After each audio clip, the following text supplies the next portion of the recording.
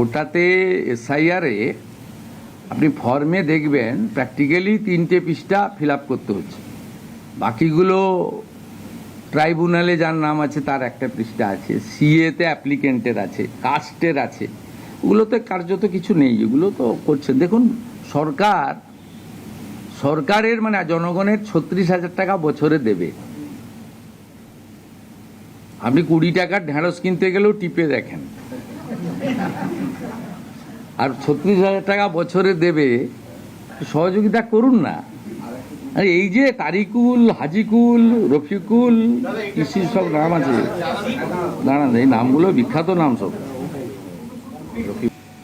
উচিত প্রাপকরা প্রত্যেকে পাবেন, তাড়াহুড়া একদম করবেন না। আমরা বুধবার থেকেই ট্রান্সফার করতে শুরু করব এবং প্রতি 7 দিন অন্তর সংশ্লিষ্ট মন্ত্রী বা আমাদের সরকার আপনাদের ব্রিফ করে দেবে যে কত ভেরিফাইড হলো।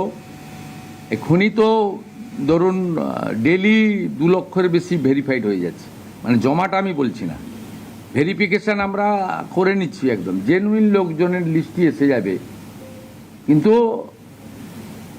যারা ভোটারে এসআইআরে যাদের নাম বাদ গেছে তাদের মধ্যে সিএ অ্যাপ্লিকেন্ট এবং অ্যাডজুডিকেটেড ট্রাইব্যুনালে যারা আপিল করেছেন তাদেরকে আমরা আপাতত কনসিডার করব যতক্ষণ না পর্যন্ত ট্রাইব্যুনাল বা সিএতে নিষ্পত্তি না হয়।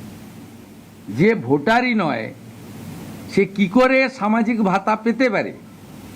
টাকাটা তো আপনার, টাকাটা তো কোনো পার্টির ব্যক্তির নয়।